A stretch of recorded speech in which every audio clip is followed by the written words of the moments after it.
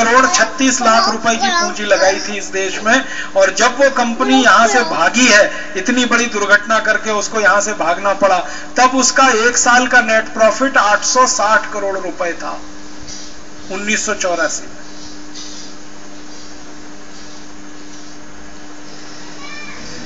बहुत सारी कंपनियां हैं। अब जब किताब आपको मिलेगी ना, तो उस किताब में तो आपको ऐसे सैकड़ों नाम मिलेंगे, मैंने उदाहरण के लिए दिए ताकि आप दूसरों को ये बता सकें। ये पूंजी 1 पैसे के लाते नहीं, और मैंने जो पिछले 18 साल अभ्यास किया उसमें से जो तथ्य निकला है वो आप हमेशा याद रखें कि एवरेज कोई भी अमेरिकन यूरोपियन कंपनी भारत में आकर $1 अगर लगाती है तो पहले ही साल में वो $3 यहां से कमा के ले जाती है।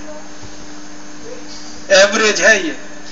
$1 माने 50 रुपए अगर उस कंपनी ने भारत में पूंजी निवेश कर दिए तो उसी साल में उस 50 रुपए पर 150 रुपए वो कमा के यहां से ले जाएगी। $1 के इन्वेस्टमेंट पे $3 कमाते हैं, इसलिए वो भारत में आते हैं।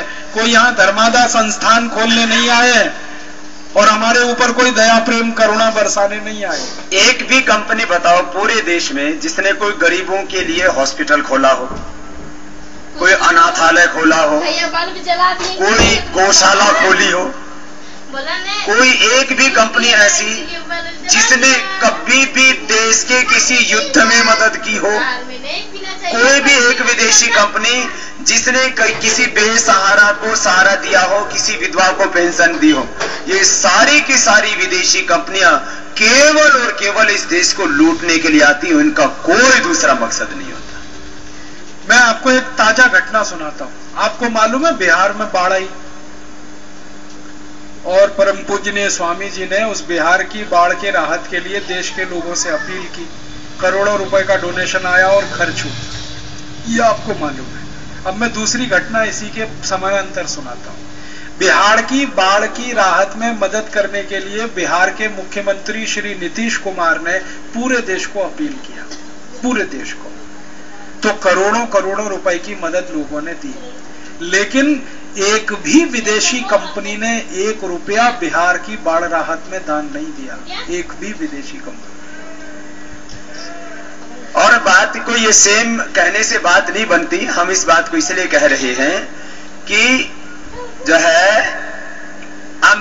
ये जब प्राकृतिक दुर्घटना ये चाइना में हुई, वहां पर भी भूकंप आया, लोगों के घर ढह गए, और जब कोका कोला और दूसरी कंपनियां वहां पर भी, ये सारी दुनिया में फैले हुए ये इतनी षड्यंत्रकारी है, तो वहां के लोगों ने जब देखा कि प्राकृतिक आपदा आई और हजारों करोड़ रुपए हमसे लूट करके ले गई ये कंपनी और हमारी मदद नहीं, तो वहां के लोगों ने कोका कोला पीना बंद कर दिया। हमारे देश के लोग नहीं करते इनका बहिष्कार, लेकिन अब इस देश ने एक आवाज उठानी है कि ये तमाम जो विदेशी कंपनियां जो शून्य तकनीकी का सामान लूट करके देश का कई लाख करोड़ रुपए लूट के लेके गई हैं, अब तो एक कसम खानी है कि ना तो विदेशी सामान प्रयोग करेंगे और ना करने देंगे, ऐसी परिस्थितियां खड़ी करेंगे इस देश के अंदर, ऐसा विचार तैयार करेंगे, ऐसा अभियान और आंदोलन। तो ये एक बहुत बड़ा हिस्सा है भारत स्वाभिमान के इस आंदोलन का, इस क्रांति का। अब मैं आपको एक आखिरी आंकड़ा बताना चाहता हूं। ये तो 8-10 कंपनियों के मैंने नाम लेके बताए, ऐसी 5000 से ज्यादा कंपनियां इस देश में हैं। कुल मिलाकर ये 5000 कंपनियां एक साल में 2,32,000 करोड़ रुपए लूट रही हैं। कुल मिलाकर एक साल में 5000 कंपनियां 2,32,000 करोड़ रुपए साल का। और बहुत दुख की बात है कि इसमें से लगभग 1 लाख करोड़ रुपए की लूट तो ऐसे सामान को बेचकर वो कर रही है जिसको हम खुद बना सकते हैं और अच्छे से बेच सकते हैं। अब मैं वो सामान जरा गिनाना चाहता हूं आपको।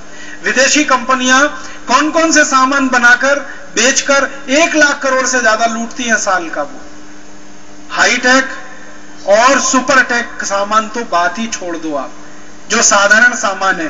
बाटा का बाटा बताया, जूते बेचती है, मोजे बेचती है, जूते मोजे, रेडीमेड कपड़े, बच्चों के नेकर, टी शर्ट, बनियान, अंडरवियर, फिर चमड़े के थैले, चमड़े की बेल्ट, चमड़े के थैले, यही सब बेचकर ये अचार चटनी तो बताए। हाँ मैं बता रहा हूं। तो बाटा कंपनी तो यही सब चीजें बेचती है। उसके बाद एक कंपनी है ब्रुक बॉन्ड, वो चाय बेच के ही लूट रही है इस देश को।